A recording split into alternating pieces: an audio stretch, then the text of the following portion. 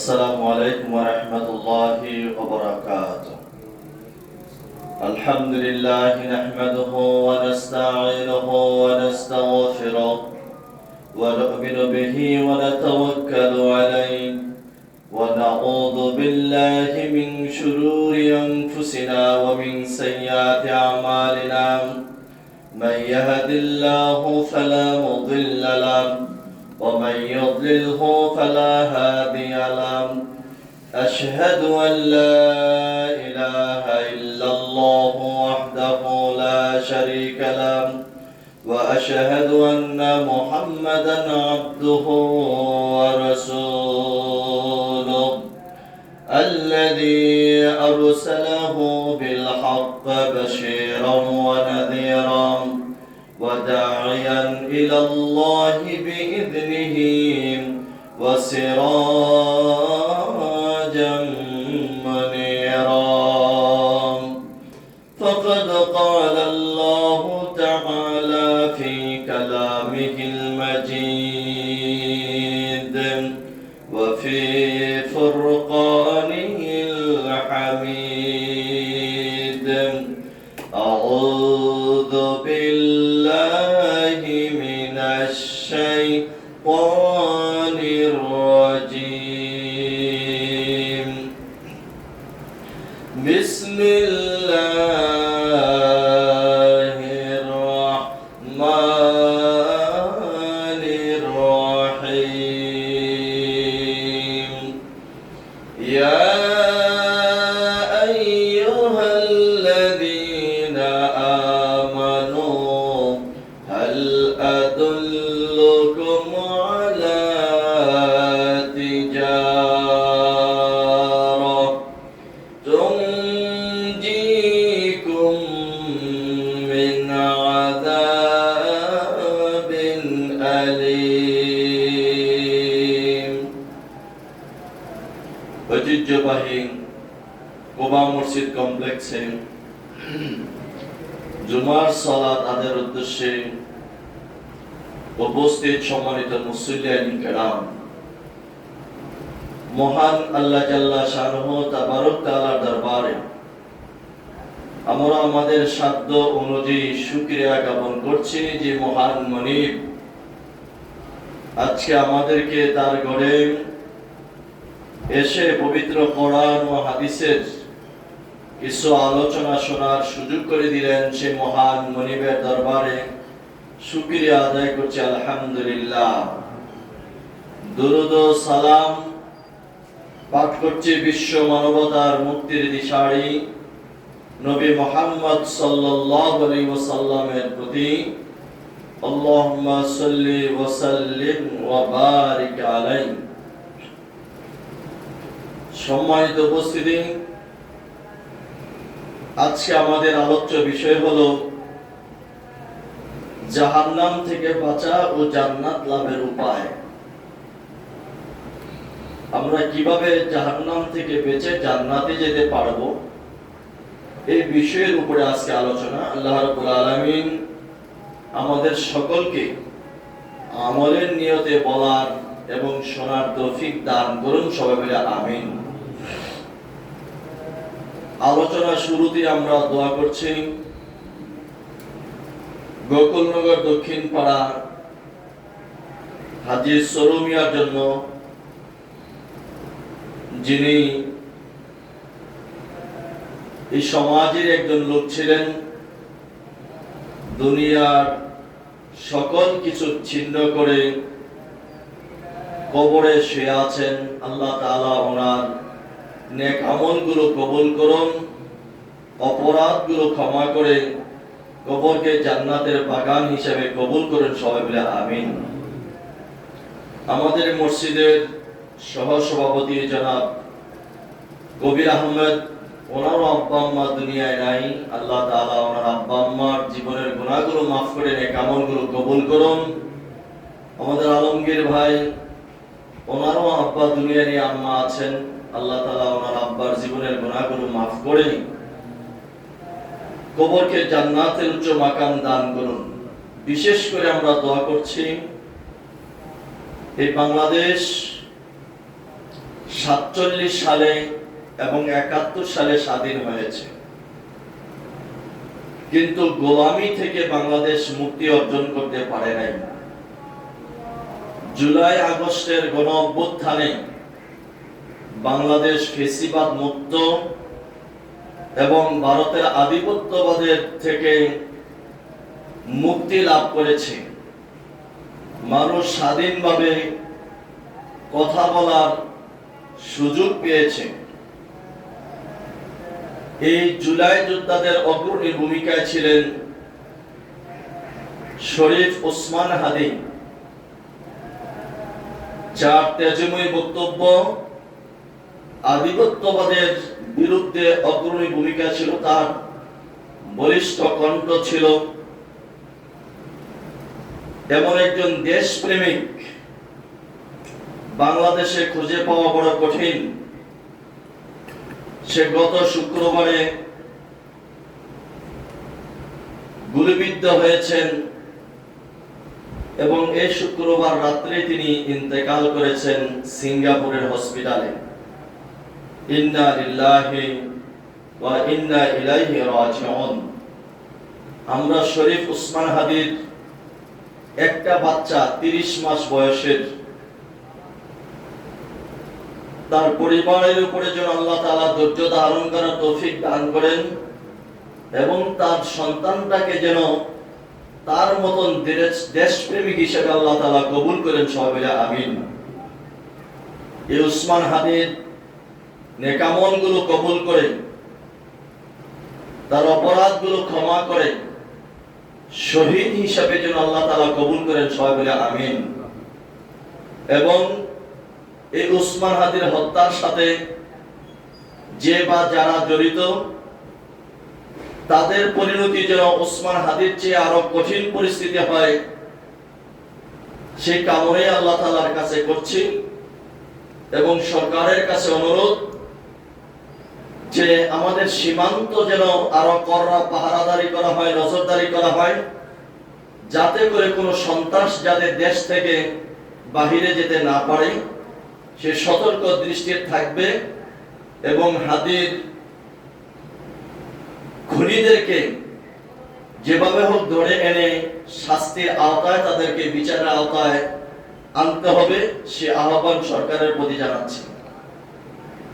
আল্লাহ তাআলা ওসমান হাদির এমন একটি ঈমানি মজবুতি দিয়েছিলেন, যেটা আমাদের দেশের অনেক আলেমদের সেই ঈমানি মজবুতি নাই।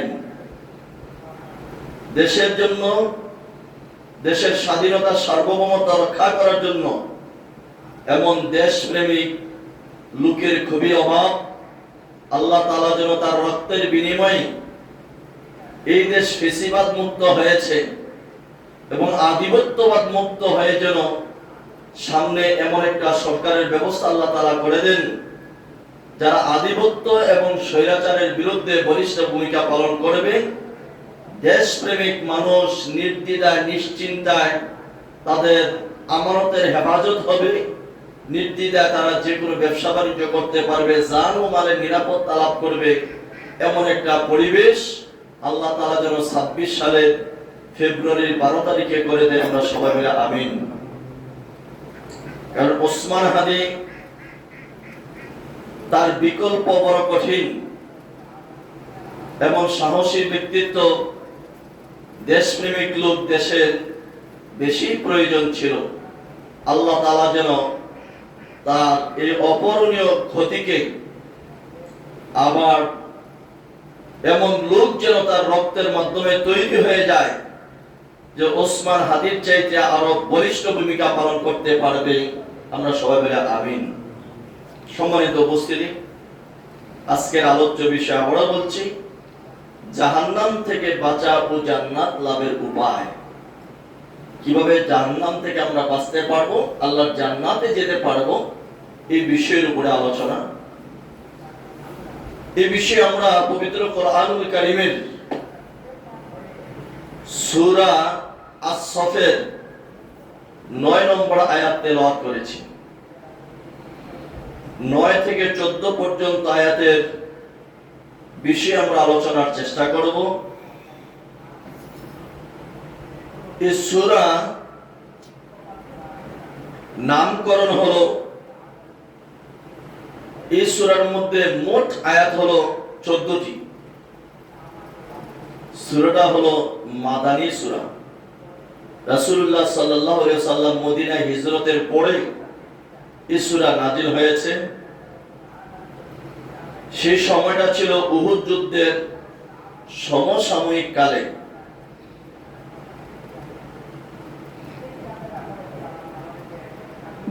চোদ্দটি আয়াতের মধ্যে চতুর্থ নম্বর আয়াতে আল্লাহ তাআলা বলছেন, ইউকাতিলুনা ফি সাবিলিহি সাফফান কাআন্নাহুম বুনিয়ানুম মারসুস।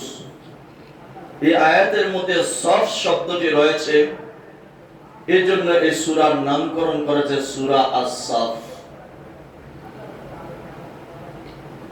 এই সূরা, এই আয়াতের বিষয়বস্তুর মধ্যে রয়েছে যে 4টি আয়াত।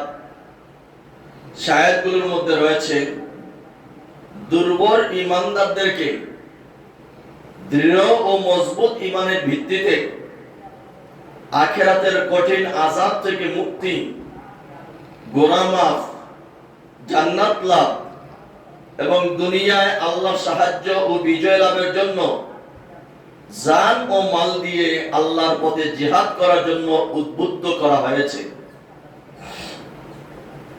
সম্মানিত উপস্থিতি, শানে নজুলের বিষয়ে তাফসীরুস সহিহর মধ্যে তিরমিজি থেকে হাদিস সংগ্রহ করা হয়েছে। সেখানে উল্লেখ রয়েছে, আন আব্দুল্লাহ ইবনে সালামা রাদিয়াল্লাহু তাআলা আনহু قال, আব্দুল্লাহ ইবনে সালাম থেকে হাদিস বর্ণিত, তিনি বলেন যে কা'আদানা নাফারুম মিন আসহাবি রাসূলিল্লাহ সাল্লাল্লাহু আলাইহি ওয়াসাল্লাম ফাতাযাকারানা, যে রাসূলের একদল সাহাবী আমরা বসেছিলাম, সেখানে আমরা পরস্পর আলোচনা করছিলাম। কি আলোচনা? যে ফাকুলনা লাউ না'লামু আইয়ুল আমালি আহাব্বু ইলাল্লাহ লা আমালনাহু, যে আমরা যদি জানতাম যে আল্লাহর কাছে সবচেয়ে প্রিয় আমল কোনটি, তাহলে অবশ্যই আমরা তা আমল করতাম। ফাআনজালাল্লাহু তাআলা, তাদের এই কথার প্রেক্ষিতে আল্লাহ তাআলা 9 থেকে 14 নম্বর পর্যন্ত আয়াত নাযিল করেন বা সূরাটি নাযিল করলেন। তাফসীরে বাগাবী এবং তাফসীরে মাযহারির মধ্যে আছে, সাহাবীদের একদল যখন এভাবে মসজিদে নববীতে বসে আলোচনা করছিলেন, তাদের কেউ কেউ এই কথা বলেছেন যে আল্লাহর নিকট সবচেয়ে প্রিয় কাজটি যদি আমরা জানতে পারতাম, তাহলে আমরা তার জন্য জান ও মাল সব কিছু উৎসর্গ করে দিতাম, জানও দিতাম, মালও দিতাম। পরবর্তীতে দেখা যায় যখন এই আয়াতে যুদ্ধের কথা বলা হলো আর যুদ্ধকে তারা অপছন্দ করলেন, তখন আল্লাহ তাআলা সূরার প্রথমে বলেন, লিমা তাকুলুনা মা লা তাফআলুন, তোমরা এমন কথা কেন বলো যেগুলো তোমরা করো না, যে কাজগুলো করবে না, তাহলে এমন কথা তোমরা কেন বলো? মুসনাদ আহমদ ইবনে কাসিরের মধ্যে হাদিস আসছে যে সাহাবীদের একটি দল একত্রিত হয়ে পরস্পর তারা আলোচনার পরে একজনকে তারা স্থির করলেন যে রাসূল সাল্লাল্লাহু আলাইহি ওয়াসাল্লামের কাছে গিয়ে প্রশ্ন করবে। কি প্রশ্ন? যে কোন কাজটা আল্লাহর কাছে সবচেয়ে বেশি প্রিয়। কিন্তু কেউ কোন সাহাবী রাসূলকে কথা জিজ্ঞাসা করার সাহস হলো না। ইতিমধ্যে রাসূল সাল্লাল্লাহু আলাইহি ওয়াসাল্লাম তাদের প্রত্যেককে নাম ধরে নিজের কাছে ডেকে নিলেন। কার ইশারায়? আল্লাহর ইশারায়। দেখলেন, এমক কথায় আসো, এমক কথায় আসো, সবাইকে, যারা ছিলেন সবাইকে ডেকে নিলেন। তাদের সকলকে নাম ধরে ধরে যখন ডেকে পাঠালেন, তারা সবাই যখন হাজির হলো, তখন আল্লাহ রাসূল সাল্লাল্লাহু আলাইহি ওয়াসাল্লাম সূরা সফ পাঠ করে তাদেরকে শুনিয়ে দিলেন 1 থেকে 14 নম্বর আয়াত পর্যন্ত সবাইকে শুনিয়ে দিলেন। বুখারীতে হাদিস আবু যর রাদিয়াল্লাহু তাআলা আনহু থেকে এভাবে আসছে যে তিনি বলেন, বলতু ইয়া রাসূলুল্লাহ আইয়ুল আমালি আফদাল, যে সবচেয়ে প্রিয় আমল কোনটি, উত্তম আমল কোনটি? আল্লাহ রাসূল সাল্লাল্লাহু আলাইহি ওয়াসাল্লাম বললেন, আল ঈমানু বিল্লাহ ওয়াল জিহাদু ফি সাবিলিল্লাহ, যে আল্লাহর প্রতি ঈমান এবং তার রাসূলের তার পথে জিহাদ, এই দুটি জিনিসই হলো ইসলামের মধ্যে সবচেয়ে উত্তম আমল, উত্তম কাজ। সম্মানিত মুসল্লিয়ানি কেরাম, যে আয়াত আমরা তেলাওয়াত করেছি সে আয়াতগুলোর মধ্যে আল্লাহ রাব্বুল আলামিন দুনিয়ার ঈমানদারদেরকে একটি ব্যবসার কথা শিক্ষা দিলেন যে ইয়া আইয়ুহাল্লাযীনা আমানু, হে ঈমানদারগণ, হাল আদুল্লুকুম আলা তিজারাতিন, আমি কি তোমাদেরকে এমন একটা ব্যবসার কথা বলবো যেই ব্যবসা তোমাদের জাহান্নামের কঠিন আযাব থেকে রক্ষা করবে এবং জান্নাতের তলদেশে প্রবাহিত নহর, সেই জান্নাতে তোমাদেরকে প্রবেশ করাবে, তোমাদের জীবনের গুনাহগুলো মাফ হবে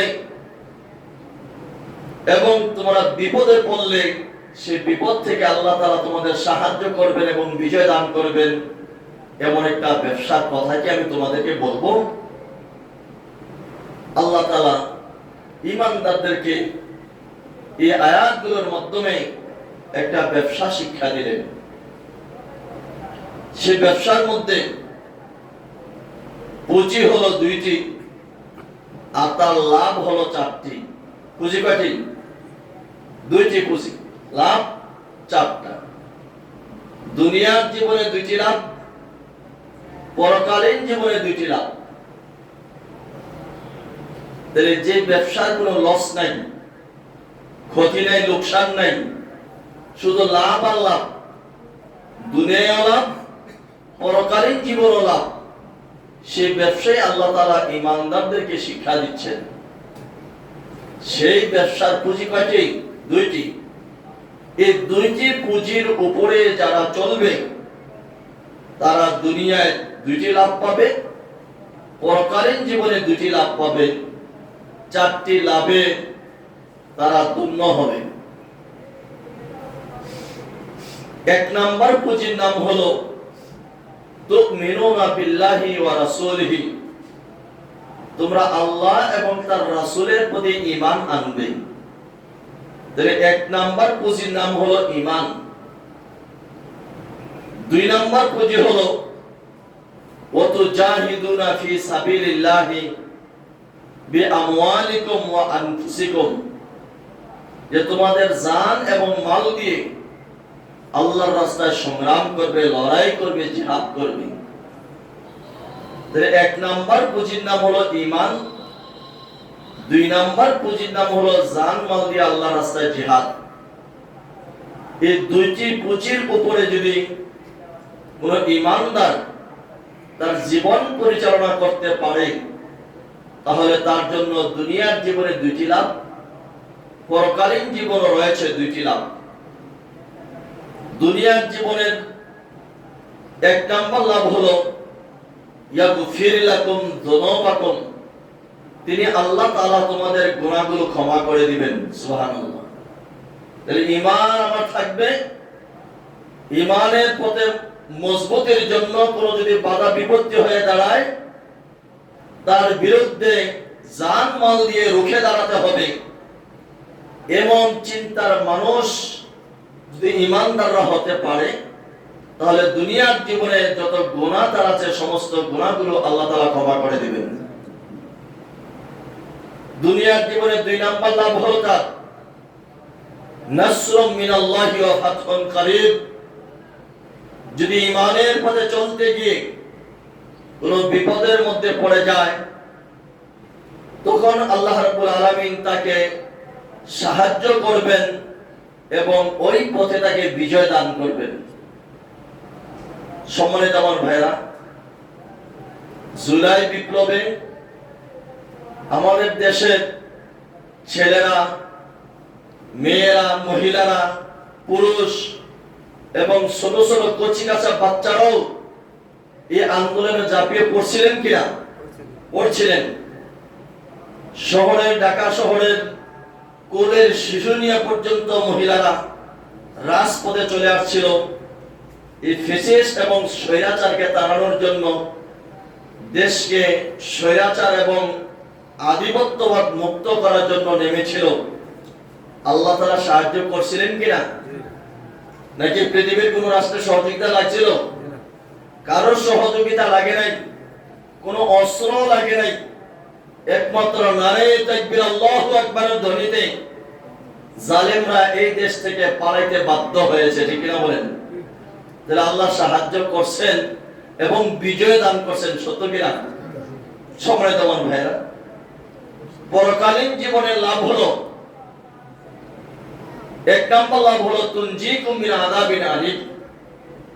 তিনি আল্লাহ তাআলা তোমাদেরকে যদি ঈমানের পথে, জিহাদের পথে অটল অবিচল থাকতে পারো, তাহলে তিনি আল্লাহ তোমাদেরকে জাহান্নামের কঠিন আযাব থেকে তোমাদেরকে রক্ষা করবেন, জাহান্নাম থেকে তোমাদেরকে বাঁচিয়ে দিবেন। এক নম্বর লাভ। পরকালীন জীবনের দুই নম্বর লাভ হলো ওয়ায়ুদখিলকুম জান্নাতিন তাজরি মিন তাহতিহাল আনহার। তিনি আল্লাহ তাআলা তোমাদেরকে এমন জান্নাতে প্রবেশ করাবেন যে জান্নাতের তলদেশে নহর সমূহ প্রবাহিত। তাহলে সম্মানিত উপস্থিতি, তাহলে আমরা জাহান্নামের আগুন থেকে বাঁচতে চাই এবং আল্লাহর জান্নাত থেকে আমরা যাইতে চাই। আমরা রাজি আছি সবাই? জাহান্নামের কঠিন আযাব থেকে বাঁচতে, আল্লাহর সুন্দরতম, আরামতম যে জান্নাতের মধ্যে সুখ আর শান্তি, সেই জান্নাতে কি আমরা যেতে চাই? যদি যেতে চাই তাহলে এই দুইটি কাজ আমাদের করা লাগবে। এক নম্বর কাজ হলো আল্লাহর প্রতি ঈমান, দুই নম্বর কাজ হলো আল্লাহর দ্বীন রক্ষার জন্য জান এবং মাল দিয়ে আল্লাহর রাস্তায় সংগ্রাম এবং লড়াই। ওসমান হাদি এই দেশের জনতা এবং ছাত্রছাত্রীদের দেখিয়ে দিয়েছেন যে দেশ স্বাধীনের জন্য, রক্ষার জন্য কিভাবে জান দিতে হয় তা দেখিয়ে দিয়েছেন আল্লাহ তাআলা। ওসমান হাদিকে জান্নাতুল ফিরদাউসের উচ্চ মাকাম দান করুন এবং শহীদ হিসাবে তাকে কবুল করুন, সবাই বলে আমিন। এখন আমরা তো সবাই দাবি করি আমরা ঈমানদার। আসলে আমাদের ঈমান কতটুকু আছে? আমরা এখন ঈমানের উপরে কিছু কথা বলার চেষ্টা করব, কারণ যেহেতু এক নাম্বার পুঁজি হলো ঈমান। ঈমান যদি আমরা না জানি তাহলে আমার এই পুঁজি আছে না নাই বুঝবো কিভাবে? সম্মানিত উপস্থিতি, ইবনে হাজার আসকালানী রাহমাতুল্লাহ আলাইহি বলেন, যিনি বুখারীর সরা লিখেছেন 17 খণ্ড, বিশাল বড় কিতাব আল ঈমান ও লুগাতুন আত তাসদীক। উনি বলেছেন ঈমানের শাব্দিক অর্থ হলো বিশ্বাস করা। আল্লাহ যে একজন আছে এটা আমরা বিশ্বাস করি তো? কি বলেন, বিশ্বাস আছে না নাই? আচ্ছা, অবশ্যই। কুল হুয়াল্লাহু আহাদ, বলো তিনি আল্লাহ এক এবং অদ্বিতীয়। এটা আমরা বিশ্বাস করি, মনে এবং প্রাণে বিশ্বাস করি, সবাই আলহামদুলিল্লাহ। ইমাম আবু হানিফা রাহমাতুল্লাহ আলাইহি তিনি বলেন, আল ঈমান হুয়া তাসদীক বিল জিনান। ঈমান হলো অন্তরে বিশ্বাস করা, অন্তরে বিশ্বাস করার নামই হলো ঈমান। এটা হলো ইমাম আবু হানিফা রাহমাতুল্লাহর কথা।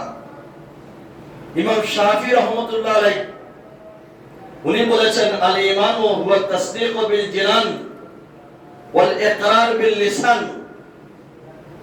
ওয়াল আমাল বিল আরকান। উনি বলছেন তিনটি কাজের নাম হলো ঈমান। কটা কাজ? তিনটা কাজ যদি কারোর মধ্যে একসাথে থাকে তাহলে সে ঈমানদার।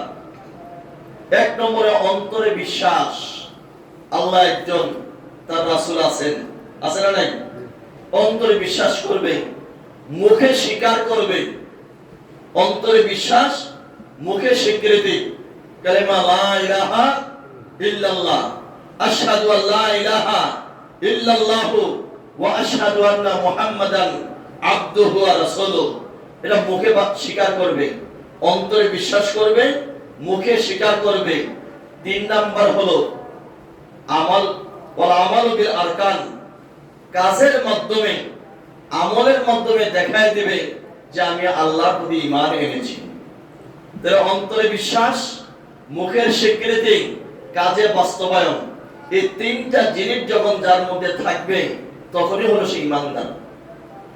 এখন আমাদের অন্তরে আছে আল্লাহ আমাদের একজন, মুখে আমরা বিশ্বাস করি, স্বীকার করি আল্লাহ একজন এবং তার রাসূল, আসমানি কিতাব, এই যে ছয়টি বিষয়ের উপরে ঈমান আনার কথা সেগুলো আমরা বিশ্বাস করি, স্বীকার করি এবং কাজের মাধ্যমে আমরা এগুলো বাস্তবায়ন করি অবশ্যই, যে আমরা ঈমানের পথে আছি, ইসলামের পথে আছি, আল্লাহর দ্বীনের পথে আছি। অন্য কোন যেই পথের মধ্যে দ্বীন নাই সেখানে আমরা নাই, যেখানে ইসলাম নাই সেখানে আমরা নাই, যেখানে দেশপ্রেম আছে, ইসলাম আছে, দ্বীন আছে, আল্লাহ এবং তার রাসূলের বিধান আছে, সেই জায়গায় আমরা আছি। এই কথা আমরা বিশ্বাস করি তো ইনশাআল্লাহ? অবশ্যই আমরা এটা বিশ্বাস করি। সুতরাং ইমাম শাফিঈ রাহমাতুল্লাহ আলাইহির কথা অনুযায়ী তিনটি কাজ আমাদের একসাথে থাকা লাগবে: অন্তরে বিশ্বাস, মুখের স্বীকার এবং কাজে বাস্তবায়ন। কাজে বাস্তবায়ন হলো কঠিন কাজ। সময় দেওয়ার ভাইরা, ইবনে হাজার আসকালানী রাহমাতুল্লাহ আলাইহি ফতুল বারীতে তিনি বলেন যে ঈমান হলো তাসদীকুর রাসূল ফিমা জাআ বিহি আন রাব্বিহি। মুহাম্মদ সাল্লাল্লাহু আলাইহি ওয়াসাল্লাম আল্লাহ তাআলার পক্ষ থেকে যা নিয়ে এসেছেন এইগুলো স্বীকার করা, বিশ্বাস করার নামই হচ্ছে ঈমান। সুবহানাল্লাহ। তাহলে মুহাম্মদ সাল্লাল্লাহু আলাইহি ওয়াসাল্লাম যা নিয়ে আসেন আল্লাহ তাআলার কাছ থেকে, এগুলো বিশ্বাস করার নাম কি? ঈমান। তাহলে মুহাম্মদ সাল্লাল্লাহু আলাইহি ওয়াসাল্লামের বিষয়ে আল্লাহ তাআলা বক্তব্য দিয়েছেন কোরআনে, মা আতাকুমুর রাসূলু ফাখুযুহু, রাসূল যা নিয়ে আসছে তা তোমরা গ্রহণ করো, ওয়া মা নাহাকুম আনহু ফান্তাহু, রাসূল যা থেকে তোমাদের নিষেধ করেছেন তা থেকে তোমরা বিরত থাকো। সুবহানাল্লাহ। তাহলে রাসূল সাল্লাল্লাহু আলাইহি ওয়াসাল্লাম যা নিয়ে আসছেন তার প্রতি বিশ্বাস আমাদের আছে না নাই? অবশ্যই আমাদের বিশ্বাস আছে। সুতরাং এই অনুযায়ী আমরা ঈমানদার। সম্মানিত মুসলিম কিরাম, ইমাম আহমদ বিন হাম্বল রাহমাতুল্লাহ আলাইহি বলেন, আল ঈমানু হুয়াল আমালু বিল মা'মুরাত ওয়াল ইজতিনাবু আন জামিল মুনহিয়াত। যে ইমাম আহমদ বিন হাম্বল রাহমাতুল্লাহ আলাইহি তিনি বলছেন যে যত নিষিদ্ধ কাজ আছে এইগুলো থেকে বিরত থাকা, আর আল্লাহর যত আদেশ আছে এইগুলো করার নামই হচ্ছে ঈমান। সুবহানাল্লাহ। তাহলে ইসলামের যত কাজগুলো নিষিদ্ধ এইগুলো আমরা করব না, যেগুলো আল্লাহ নির্দেশ দিয়েছেন, আদেশ দিয়েছেন ওইগুলো করব। এই বিশ্বাস, চিন্তা যদি আমাদের ভিতরে থাকে তাহলে আমরা কি? ঈমানদার। এই বিশ্বাস আমাদের আছে তো? অবশ্যই আমাদের আছে। সম্মানিত আমার ভাইয়েরা, কোরআনে মানুষের চারটা স্তরের কথা বর্ণনা করা হয়েছে। কয়টা স্তর? চারটা স্তরের কথা বর্ণনা হয়েছে। এর মধ্যে প্রথমটা হলো ঈমান, যে পড়ছে কলেমা সাক্ষী দিছে যে আশহাদু আল্লা ইলাহা ইল্লাল্লাহু ওয়া আশহাদু আন্না মুহাম্মাদান আবদুহু ওয়া রাসূলুহু, যে আমি সাক্ষ্য দিচ্ছি আল্লাহ ছাড়া কোনো ইলাহা নাই, আল্লাহর হুকুম ছাড়া কারোর হুকুম মানি না, আল্লাহর বিধান ছাড়া কারোর বিধান আমি মানি না, এবং মুহাম্মদ সাল্লাল্লাহু আলাইহি ওয়াসাল্লাম আল্লাহর রাসূল এবং আল্লাহর বান্দা। এই কথার সাক্ষ্য দেওয়া এক নাম্বার। এই সাক্ষ্য যে দিবে তিনি হচ্ছেন মুমিন। যারা খেয়াল করেন কোরআনে মানুষের মর্যাদা কয়টা ভাগ করা হয়েছে? 4টা। এক নম্বরটা মুমিন, যারা এই কথা বিশ্বাস করবেন। আর এই কথাকে যারা মেনে চলে, বিশ্বাস করা আর কাজে বাস্তবায়ন করা এক জিনিস।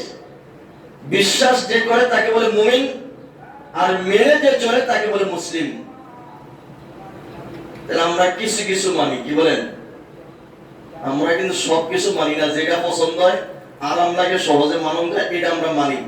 কিন্তু যেটা মানতে গেলে টেহা লাগে, যেটা মানতে গেলে জান ছেড়ে যায় হাতির মতন, এটা আমরা কিন্তু এড়াইয়া চলার চেষ্টা করি। কি বলেন? এড়াইয়া চলার চেষ্টা করি। তাহলে মেনে চলার নাম হচ্ছে মুসলিম। আর আল্লাহর ভয় সবসময় অন্তরে জারি রাখা, আল্লাহ বিধি অনুযায়ী চলা, যে চলে তাকে বলা হয় মুত্তাকি। মুমিন, মুসলিম, মুত্তাকি। আর যে নেকের কাজে অগ্রগামী, নেক কাজ যেখানে আছে সেখানে তাকে পাওয়া যায়, ভালো কাজ যেখানে আছে সেখানেই তাকে পাওয়া যায়, তাকে বলা হয় মুহসিন। কি বলা হয়? তাহলে মানুষের ইমানদারদের স্তর আল্লাহ তাআলা কোরআনে 4টা করেছেন। যারা কালেমা বিশ্বাস করে তাদেরকে বলা হয় মুমিন, যারা মেনে চলে তাদেরকে বলা হয় মুসলিম, যারা আল্লাহকে ভয় করে চলে, মানে ওই বাকি দুইটাও আছে, আল্লাহরে ভয় করে চলে, তারা হলো মুত্তাকি। আর ভালো কাজে যারা অগ্রগামী তাদেরকে বলা হয় মুহসিন। তাহলে আমরা মুমিনের পথ অতিক্রম করে মুসলিমের পথে আসি, কেউ আছে মুত্তাকির পথে, আবার কেউ থাকবে মুহসিনের কাতারে। আল্লাহ তাআলা যেন উচ্চ মাকাম মুহসিনের মর্যাদা আমাদের দান করে, সবাই বলে আমিন। সম্মানিত ভাইরা, এবার আমরা আসি ঈমানের শাব্দিক অর্থ, তার পারিভাষিক অর্থ আমরা জানলাম। এবার ঈমানদারদের বিষয়ে আল্লাহ তাআলা কোরআনে কি বলেন? আমরা তো ইমাম আবু হানিফা, শাফি, আহমদ বিন হাম্বল, ইবনে হাজার আসকালানী সহ আরো অনেকের ব্যাখ্যা শুনছি ঈমানের বিষয়ে। এবার আল্লাহ কি বলেন? ঈমান শব্দটা পবিত্র কোরআনুল কারীমে 880 বার আসছে। কত জায়গায়? ঈমানের কথা আছে কোরআনের 880 জায়গায়। তাহলে 880 জায়গাতে উল্লেখ করা সম্ভব না। এর মধ্যে মাত্র কয়েকটি আয়াত আমরা আলোচনা করার চেষ্টা করব, শুধু অনুবাদ ব্যাখ্যা করব না। এর মধ্যে সূরা আনফালের 74 নম্বর আয়াত, সূরা আনফালের 2 নম্বর আয়াত, সূরা নিসার 65 নম্বর আয়াত, সূরা নিসার 136 নম্বর আয়াত, আনকাবুতের 3 নম্বর আয়াত। 6টা আয়াত শুধু কথা বলবো ইনশাআল্লাহ। ঈমানের বিষয়ে আল্লাহ কি বলছেন আমরা দেখব। আমাদের ঈমান এই পর্যায়ে আছে কিনা, কারণ ঈমান এই পর্যায়ে থাকলে না জাহান্নাম থেকে বাঁচা যাবে, আল্লাহর জান্নাতে যাওয়া যাবে। তাহলে আজকে আমাদের আলোচ্য বিষয় তো এটাই, জাহান্নাম থেকে বাঁচার উপায়, জান্নাতে যাওয়ার উপায়, জাহান্নাম থেকে বেঁচে জান্নাতে যাওয়ার উপায়। সূরা আনফালের 74 নম্বর আয়াতে আল্লাহ তাআলা বলছেন, ওয়াল্লাযীনা আমানু ওয়া হাজারু ওয়া জাহাদু ফি সাবিলিল্লাহ ওয়াল্লাযীনা আওয়াউ ওয়া নাসারু ওয়া উলাইকা হুমুল মুমিনুনা হাক্কান লাহুম মাগফিরাতুন ওয়া রিজকুন কারীম। আল্লাহ তাআলা বলেন, ওয়াল্লাযীনা আমানু, যারা ঈমান এনেছেন, ওয়া হাজারু, ঈমান রক্ষার জন্য হিজরত করেছে, নিজের এলাকায় থাকতে পারেনি। রাসূলুল্লাহ সাল্লাল্লাহু আলাইহি ওয়াসাল্লাম, সাহাবায়ে কেরামরা মক্কা থেকে হিজরত করে মদিনায় গেছে কিনা? কথা বলেন, গেছে কিনা? গেছেন। খেয়াল করেন, হিজরত করছেন। আপনার মক্কা দেশপ্রেম যে কত জরুরি, বুখারীর একটা হাদিস আপনাদের সামনে আমি উল্লেখ করছি। সাহাবায়ে কিরামরা যখন হিজরত করে মদিনায় গেলেন, বেলাল এবং আবু বকর রাদিয়াল্লাহু তাআলা আনহু দুইজন কঠিন রোগে আক্রান্ত হয়ে গেলেন, দুইজন সাহাবী। তখন তারা বলতে লাগলেন যে আল্লাহ তাআলা, এই কথা যখন আল্লাহর রাসূলের কাছে গেল, আল্লাহ রাসূল আসলাম বলেন যে আল্লাহ তাআলা আমাদেরকে হিজরত করে মক্কা থেকে এমন এক কঠিন রোগাক্রান্ত দেশে আমাদেরকে নিয়ে আসছেন, এর থেকে আমাদেরকে হেফাজত করেন। সুবহানাল্লাহ, হেফাজত করেন। এবং আল্লাহ রাসূল এভাবে বলছেন যে আল্লাহ তাআলা মদিনার প্রতি আমাদের এমন মহব্বত তৈরি করে দেন যেমন মহব্বত আমাদের মক্কায় ছিল। সুবহানাল্লাহ, মক্কা আমাদের মাতৃভূমি, সেখানে আমরা জন্মগ্রহণ করেছি, লালিত পালিত হয়েছি। সেই দেশের জন্য আমাদের যেমন মহব্বত ছিল, এই মহব্বত মদিনার প্রতি আমাদের করে দেন। দেশপ্রেম আসেনি? আসেনি হাদিসে দেশপ্রেম? রাসূল সাহাবাদের দেশপ্রেম ছিল কিনা? সুতরাং আমার ভাইরা, আমাদের দেশের জন্য আমাদের প্রয়োজনে যদি প্রয়োজন হয়, ওসমান হাদির মতন জান দেওয়া লাগবে, যদি প্রয়োজন হয় দিদি কি আমরা প্রস্তুত থাকবো ইনশাআল্লাহ? ওসমান হাদিকে আল্লাহ জান্নাতের উচ্চ মাকাম দান করে শহীদের মর্যাদা দান করে, জয় বলে আমিন।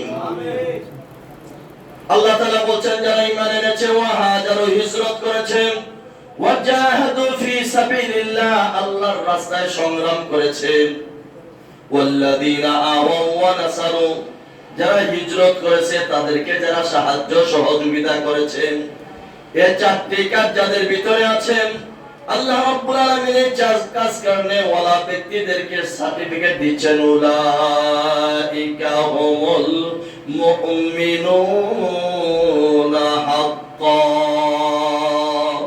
আল্লাহ বলেন তারাই হচ্ছে খাঁটি এবং নির্ভেজাল ঈমানদার। বলি সুবহানাল্লাহ। তারা খাঁটি এবং নির্ভেজাল ঈমানদারদের কাজ হলো আল্লাহর দ্বীনের জন্য প্রয়োজনীয় হিজরত করা, আল্লাহর দ্বীন রক্ষার জন্য জান মাল দিয়ে জিহাদ করা, এবং যারা হিজরত করে আসবে তাদের সাহায্য সহযোগিতা করা। এই কাজগুলো হলো ঈমানদারদের কাজ। ঠিক কিনা বলেন? সম্মানিত আমার ভাইরা, এই মুমিনদেরকে আল্লাহ তাআলা বলছেন লাহুম মাগফিরাতুন, তাদের জন্য রয়েছে আল্লাহ তাআলার পক্ষ থেকে ক্ষমা, আল্লাহ তাদেরকে ক্ষমা করে দেবেন, ওয়া রিজকুন কারীম, এবং আল্লাহ তাআলার পক্ষ থেকে সম্মানজনক সম্মানিত মেহমানদের মতন খাবারের ব্যবস্থা আল্লাহ তাআলা তাদের করে দিবেন। তাহলে আল্লাহ যদি খাবারের ব্যবস্থা করায়, মেহমানদারি করায়, আমাদের মেহমানদের মতো হবে না অনেক বেশি উন্নত মানের হবে? আল্লাহু আকবার। এমন মেহমানদারি হবে যেটার উদাহরণ দুনিয়ার জীবনে নাই, দুনিয়ার কোন চোখ শোনেন দেখে নাই, দুনিয়ার কোন কান শুনে নাই, এবং দুনিয়ার কোন মানুষ দেখে নাই। এমন ধরনের জিনিস আল্লাহ তাআলা জান্নাতে তৈরি করে রেখেছেন। বলি সুবহানাল্লাহ।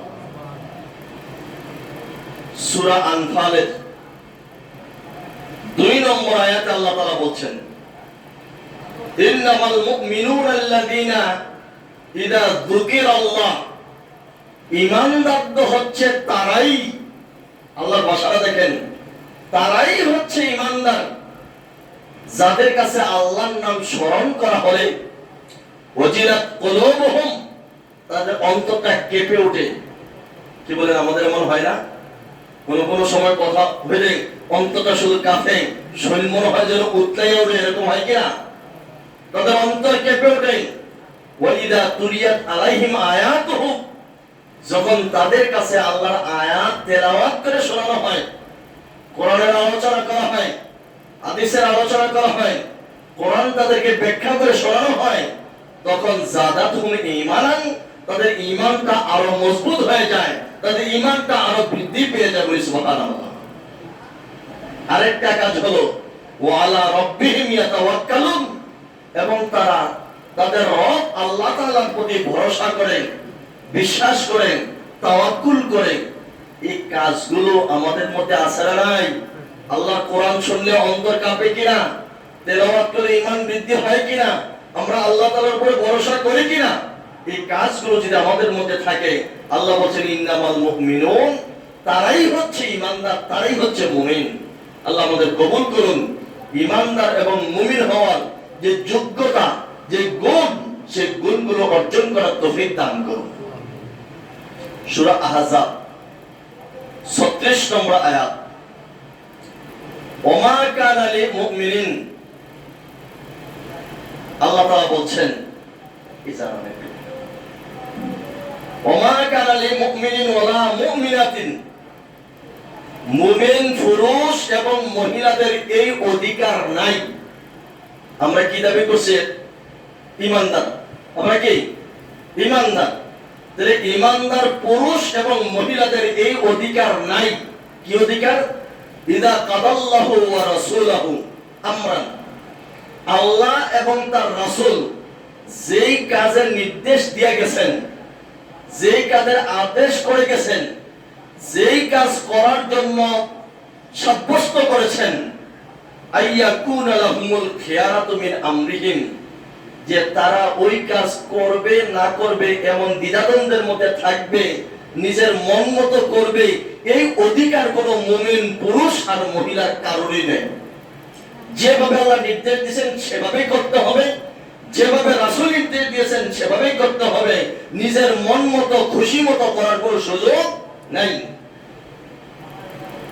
এরপর আল্লাহ তাআলা বলছেন, ওয়া মাইয়াসিল্লাহ ওয়া রাসূলা, আল্লাহ এবং তার রাসূল যে নির্দেশ দিয়েছেন এই নির্দেশকে যারা অমান্য করবে, নাফরমানি করবে, ফাকাদ দাল্লা দালালাম মুবিনা, তাহলে তারা গোমরাহির পথে এত দূর চলে গেছে, বহু দূরে, একদম জাহান্নামের কাছাকাছি, বলি নাউজুবিল্লাহ। তাহলে আল্লাহ এবং রাসূল যে নির্দেশ আমাদের দিয়েছেন এর বাহিরে যাওয়ার কোনো সুযোগ মুমিন পুরুষ আর নারীর কারো আছে না নাই? নাই। যেটা সেমতে চলতে হবে, নিজের মন মতো চলার কোনো সুযোগ ইসলামে নাই। সূরা নিসা 65 নম্বর আয়াতে আল্লাহ তাআলা বলেন, ফালা ওয়া রাব্বিকা, আল্লাহ নিজে বলছেন তোমার রবের কসম। আল্লাহ কসম করে বলে, খেয়াল করুন, ফালা ওয়া রাব্বিকা, তোমার রবের কসম, লা ইউমিনুনা হাত্তা ইউহাক্কিমুকা ফীমা শাজারা বাইনাহুম থুম্মা লা ইয়াজিদু ফি আনফুসিহিম হারাজান মিম্মা কাদাইতা ওয়া ইউসাল্লিমু তাসলিমা। আল্লাহ তাআলা বলেন, তোমার রবের কসম, কখনো তোমরা ঈমানদার হতে পারবে না যতক্ষণ পর্যন্ত না হে মুহাম্মদ সাল্লাল্লাহু আলাইহি ওয়াসাল্লাম তারা আপনাকে তাদের সকল কাজের বিচারক হিসাবে না মানবে। আপনাকে বিচারপতি মানতে হবে এবং আপনি তাদের সমস্যার সমাধানের জন্য যে রায় দেবেন ওই রায়টাকে সন্তুষ্ট চিত্তে মেনে না নিবে ততক্ষণ পর্যন্ত তারা মুমিন হতে পারবে না। তাহলে মুমিন হতে হলে আয়াতের ভিত্তিতে বিচারপতি কাকে মানতে হবে? নবী মুহাম্মদ সাল্লাল্লাহু আলাইহি ওয়াসাল্লামকে বিচারপতি মানতে হবে। এবং মুহাম্মদ সাল্লাল্লাহু আলাইহি ওয়াসাল্লাম যা নিয়ে এসেছেন এবং যা করার জন্য বলেছেন, যা নিষেধ করেছেন, ওইগুলো আমার পক্ষ হইলেও মানতে হবে, বিপক্ষ হইলেও মানতে হবে। ঠিক না বলেন? বিপক্ষ হইলেও মানতে হবে। যদি ঈমানদার বলে নিজে দাবি করি তাহলে রাসূলকে বিচারপতি মানা লাগবে কি লাগবে না? রাসূলকে বিচারপতি মানতে হবে। এবং রাসূলের বিচারটা এটা আমার পক্ষে হোক, আমার বাপের বিপক্ষে হোক, আমার ছেলের বিপক্ষে হোক, আমার গোষ্ঠীর বিপক্ষে হোক, আমার দলের বিপক্ষে হলো, রাসূলের বিচার মানতেই হবে। ঠিক কিনা বলেন? এবং না মানলে আল্লাহ রাসূল সাল্লাল্লাহু আলাইহি ওয়াসাল্লাম, আল্লাহ তাআলা বলছেন তোমরা ঈমানদার হতে পারবে না। তাহলে জান্নাতে যাওয়ার জন্য যে দুইটা পুঁজির প্রয়োজন, একটা পুঁজির নাম কি? ঈমান। এবার নিজের মিলে আমরা দেখি যে রাসূলুল্লাহ সাল্লাল্লাহু আলাইহি ওয়াসাল্লামের শরীয়তের বিধানগুলো আমরা কতটুকু মানি।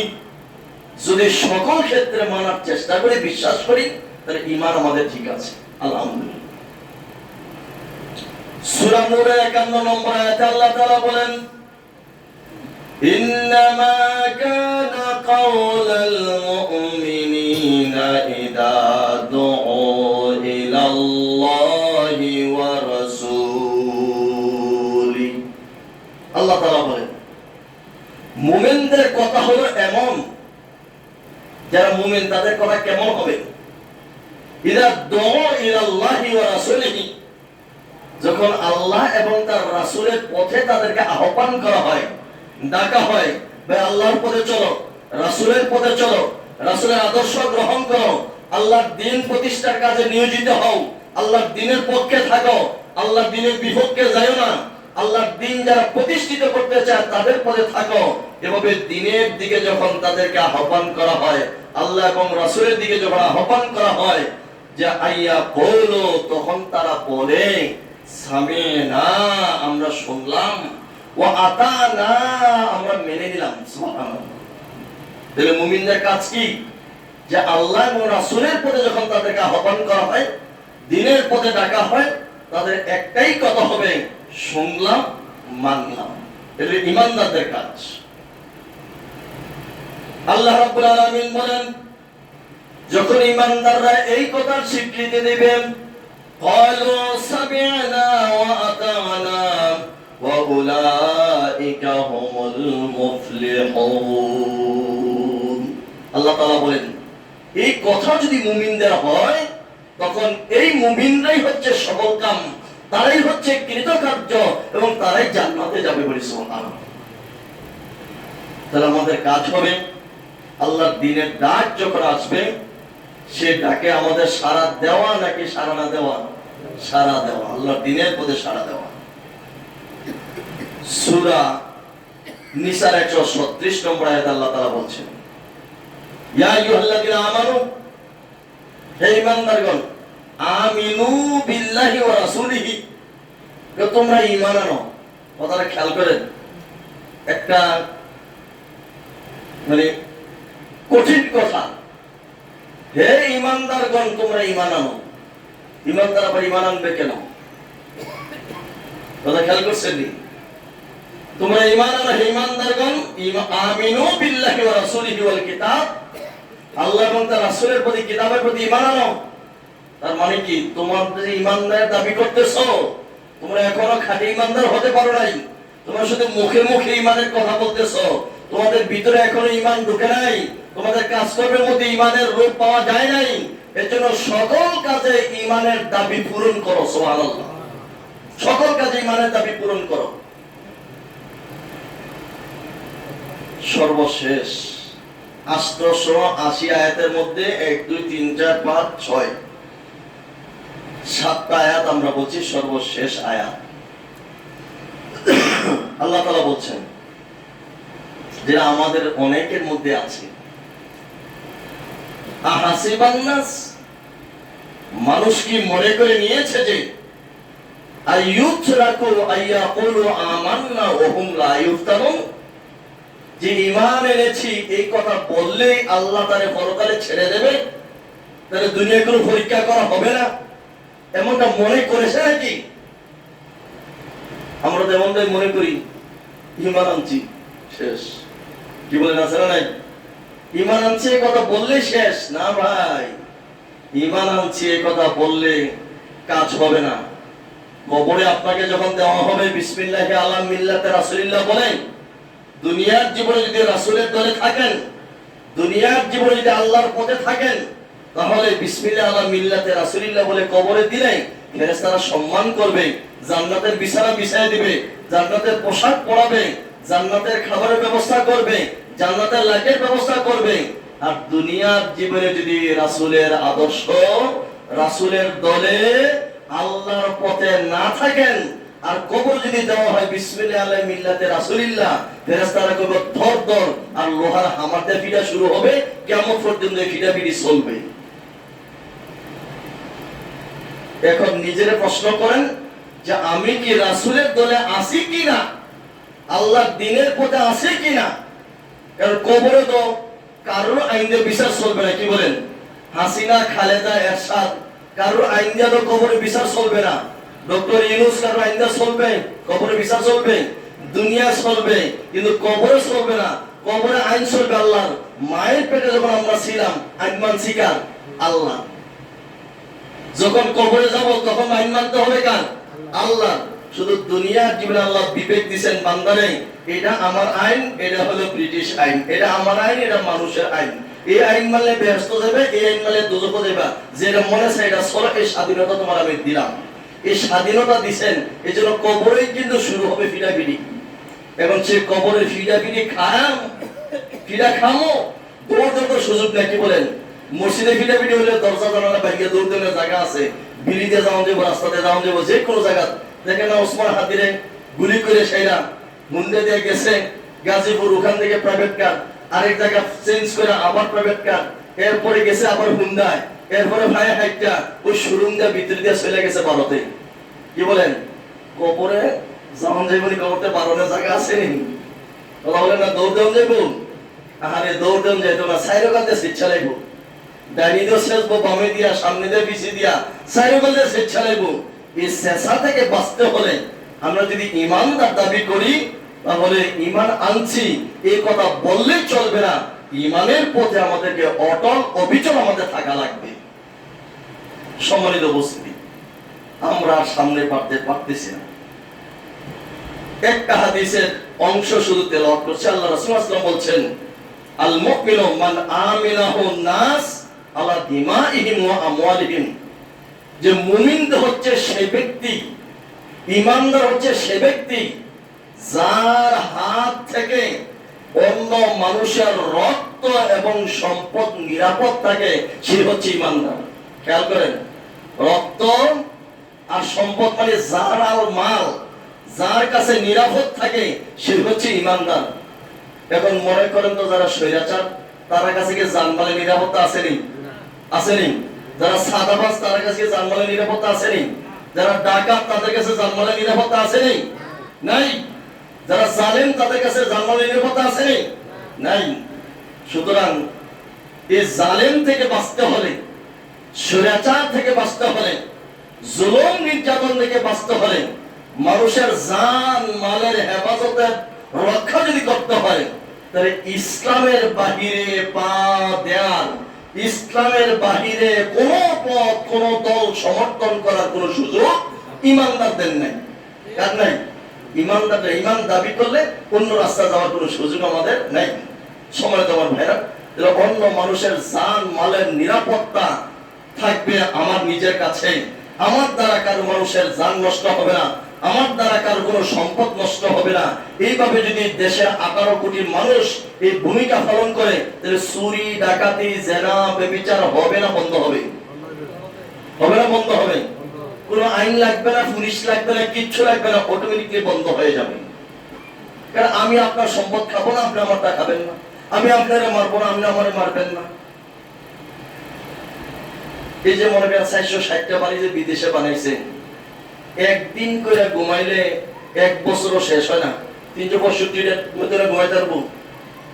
এত সম্পদের দরকার থেকে ভাই, কেন এত সম্পদের দরকার আজকে দেশে নেই? ফলে তখন লাগলো কেন দরকার? আল্লাহ তাআলা আমাদের যে ঈমানের উপরে আমরা কথা বলেছি, আগামী জুমআয় আমরা ঈমানের ফল কি, ঈমানের উপরে টিকে থাকলে লাভ কি, এই বিষয়ের উপর আলোচনা হবে ইনশাআল্লাহ।